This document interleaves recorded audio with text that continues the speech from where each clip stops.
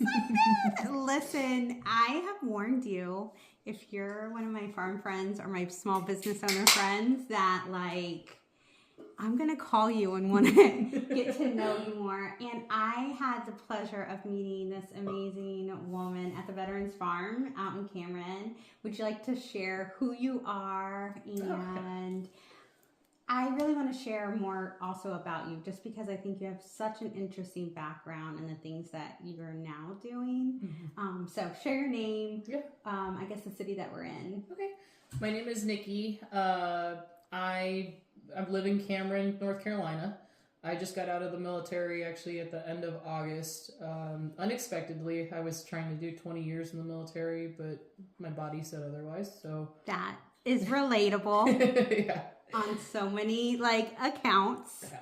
Yeah. And I did 8.5 years in the military. I medically retired out of field artillery. Okay. And tough. Because listen, if you know me, Chris, my husband, combat arms, 10 years. So we have seen our friends' bodies literally, if they stayed in close to the 20 or even made it to the 20, it's just they're broken. Yeah, which I'm pretty broken. Yeah. And it really wore on me mentally, like a lot. And I wasn't in a good place when I realized I was going to have to get out. And so when I bought this house or had this house built, I kind of was in a bad place mentally, and I was trying to figure out, I was like, okay, I got to do something to get myself out of this, snap myself out of it. Yeah. And I was like, I sat there one day, with my dog, my little beagle here.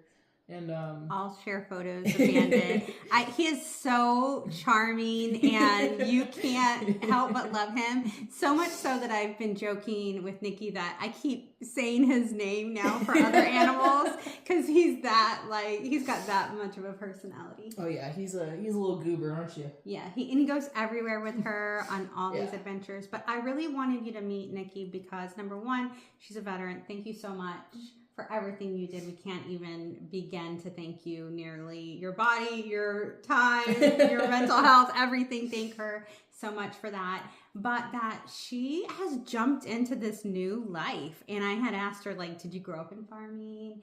Since I met her on the farm, we actually met. Do you remember when we met? We met, I think it was the processing class. Yeah. Wasn't it? Yeah. Chicken processing. I had never done that. And I think you were like, we were both kind of like, I guess feeling each first other kind of nerves, like trying to get used to this. What are we doing? Yeah. And she's joked a little bit. I'll show you some clips of her animals, but she's like, I know that some of them I have to eat them, but I think we both agree that we like them as pets too. Oh yeah. So I think and that was my biggest thing too, is that I was like, what makes me happy? And I knew that my dog makes me happy. He goes everywhere with me, but I was like, animals. Yeah. And so not knowing anything about chickens or ducks or anything, I'm up to 12 ducks, almost 30 chickens. I just got a turkey today, which I'll be bringing more turkeys home later. And then a guinea chicken cross. So, wow. And 2 goats eventually. We're bonding over the goats, because I clearly love goats because they're just wild like me. So I love it. But I also wanted to highlight and let this amazing woman eat, because she cooked for me. She cooked for me. Fresh duck eggs. Fresh duck eggs. I had to tell her that I have never had. Oh my gosh, I'm telling my secret on camera. Because I work in agriculture and I feel so embarrassed sometimes that I've never had fresh eggs. Yes, you've heard it. I've helped you pick your eggs, but I've never had them. So I'm excited to try this. So I really quick want to share. I know. And she said that she loves them better. Yeah. I think that duck eggs are much better than chicken eggs. Yeah. I mean, I like chicken eggs, but I think duck eggs just have more flavor. So I'm excited. So stay tuned. I'll let you know. But I really quickly wanted to share also what also drew me to wanting to share her with you is I like to highlight amazing people in our community and what they're doing. And this lady, oh my God, she was running herself rampant, and I'm so glad that she's toned it down a little bit, because we need her, people like her in our community, because they really give back. And you felt such a need to our friends out in the West and here in North Carolina. They are still needing our support. And I know that we see the posts, but they've kind of dwindled down, and that happens over time in disasters. but it is a true rebuilding. And I just wanted you to share a little bit about the work you did, and if you could share just about the people you met and how we can still help. Yeah, absolutely. I spent a lot of time up in Western North Carolina. Every time I had a break from the military, I always wanted to go somewhere with my dog, so I figured go to the mountains, go hiking with Bandit. And cold doesn't bother me. I spent 14 years in Buffalo, so I would go She's up there. She's a Buffalo fan, by yes, the way. go Bills. Yeah. So we would go up like during, Christmas time and stuff. A lot of times when like people don't usually go to the mountains. And so when the hurricane hit up there, it broke my heart. I had seeing all the videos of like the area that like has given me so much peace over the years and stuff like that. It tore me apart, and I had just started, having a farm here too. So as much as everyone was focusing on people, I knew what a big farming area that was. Yeah.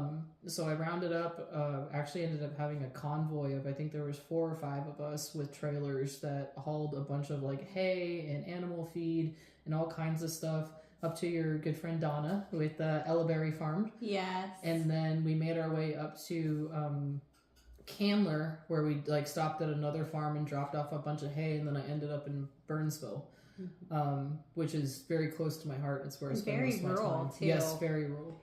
Very rural area. I've been up there before too, so I can imagine that they really were in need.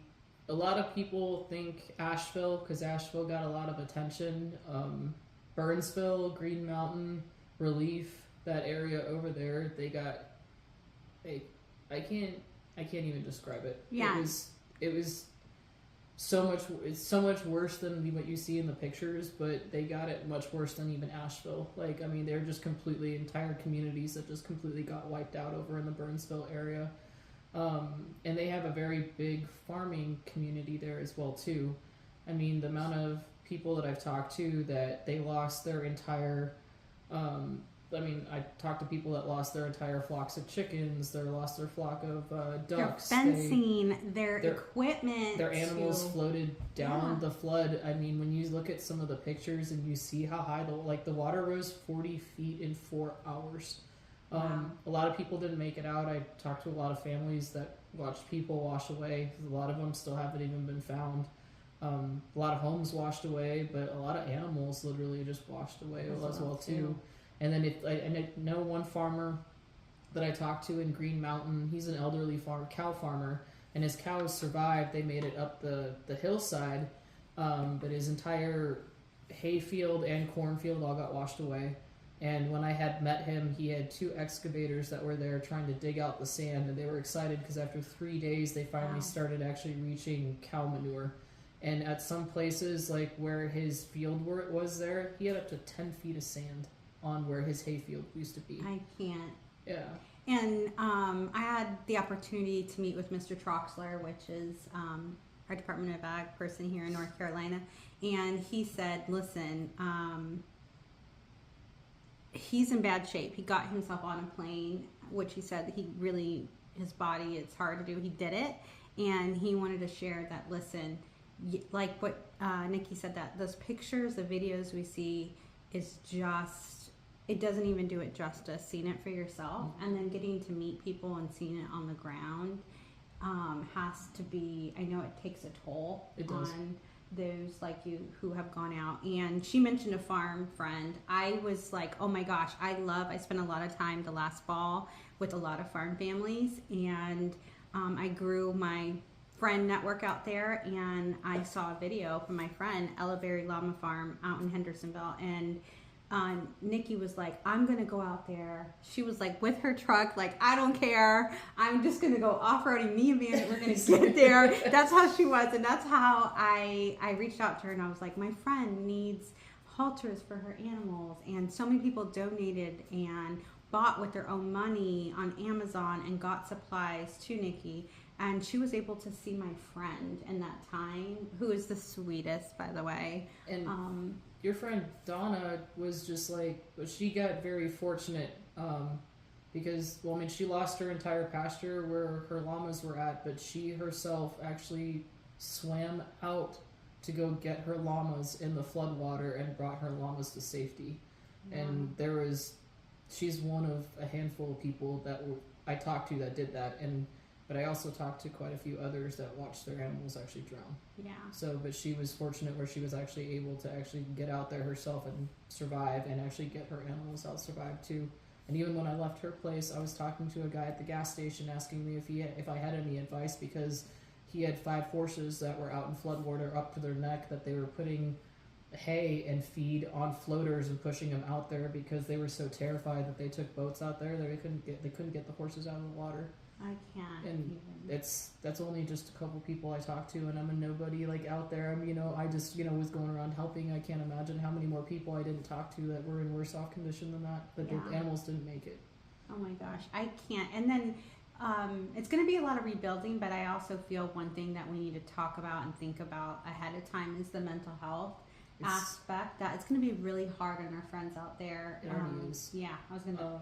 This winter is a lot harsher winter than they've seen in a very, very long time. With the freezing weather, like they got winter a lot earlier than they normally do. They don't usually see cold temperatures like this either. And every time there is thunder, anytime that there is heavy rain, like PTSD is real out there. And I talked to one guy that he didn't want to believe that he had PTSD because he associates PTSD with people in the military, and I had to explain to him that it's not. It's literally like any kind of traumatic experience, and I see it every time that I'm out there. Like this guy lives on a river, and every time it starts to rain, he goes into a panic attack because he doesn't know if that river is going to be the one that's going to take his house out. People hear thunder, they see wind, and they just have traumatic like flashbacks of what happened that day, like when the hurricane hit them up there. And I can't even like blame them. No.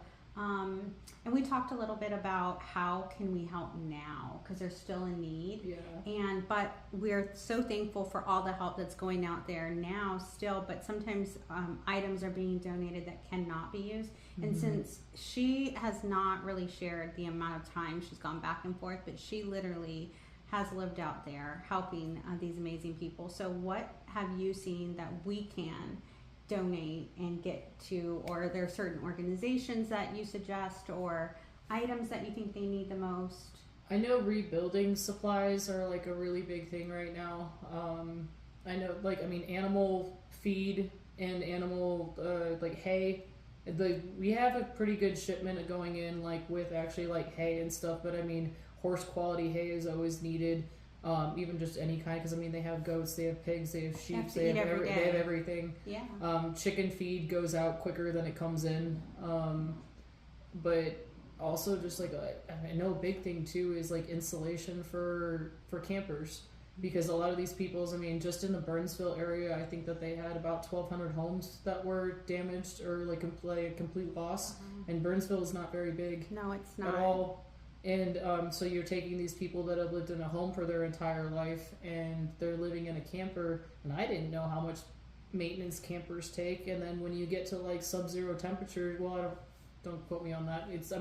But it getting down to feels like single it. digits. Yeah, it it's getting down to feels single like digits.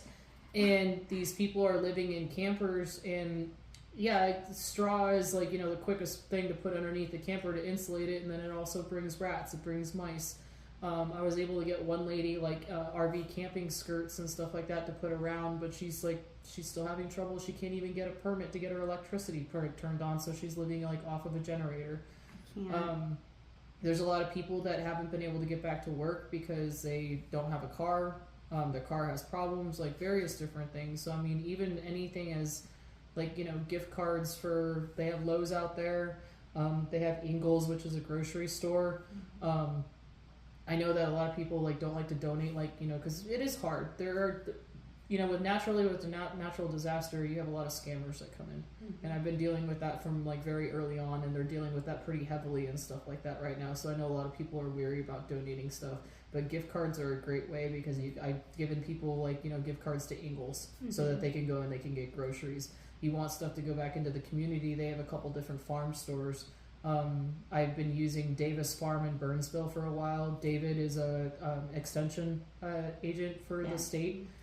He's done wonderful things, and so when someone had asked me how can they help to donate, I said, hey, can you actually, rather than going through Tractor Supply, can you call Davis Farm?